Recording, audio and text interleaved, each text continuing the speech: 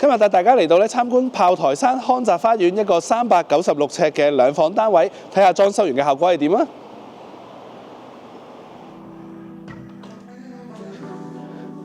今次嘅單位戶主咧係一位單身女士嚟㗎，咁佢成日都要出差，唔係經常留喺香港。但係啦，香港始終都係佢屋企。今次呢個新買嘅單位，又睇下佢有啲乜嘢裝修嘅要求啊！一就係要有足夠嘅儲物空間去收藏佢好多嘅鞋。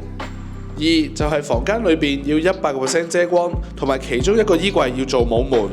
三就係廁所嘅要求要達到酒店嘅配套。我哋又睇下設計師點樣設計去達到戶主嘅要求啊！單位廚房拆牆改位，騰出一個更加大嘅空間去訂製收納櫃，再配置埋特製嘅五金，咁就可以增加到收納量啦。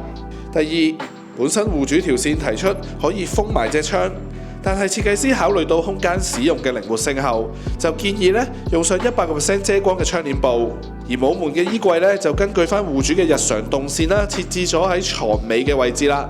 廁所拆牆放大，咁就要浴缸有浴缸，要淋浴間有淋浴間啦。各式嘅配置應有盡有，任務完成。而我其實亦都發現有啲細心位嘅喎。由於樓宇嗰個樓齡已經接近40年啦，全屋嘅油漆面積其實見光嘅係得翻1/4，咁就大大減少咗油漆受到樓宇嘅物理性影響，大大增加咗佢嘅耐用度啦。而個單位仲有啲咩特別？不如俾設計師同大家分享下。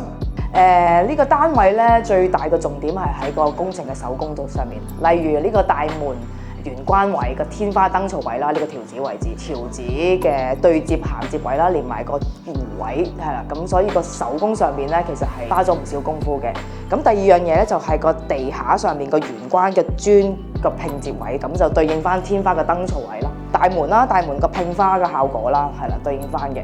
咁然之後就係嗰個房入邊嘅條子啦，咁入邊房嘅條子亦對應翻廳頭先講嘅條子，但係用咗唔同嘅色調木色調去做拼湊嘅。咁啊90度嘅碰角位啦，同埋嗰個條子嘅比例拿捏啦，咁其實都係喺同師傅啊工程上面同埋客戶方面都溝通過好多細節先至可以得出嚟，因為個空間上面如果個比例拿捏都唔好嘅話，其實出嚟嘅效果都未如理想。呢個單位嘅其他細節就交俾鏡頭去呈現啦。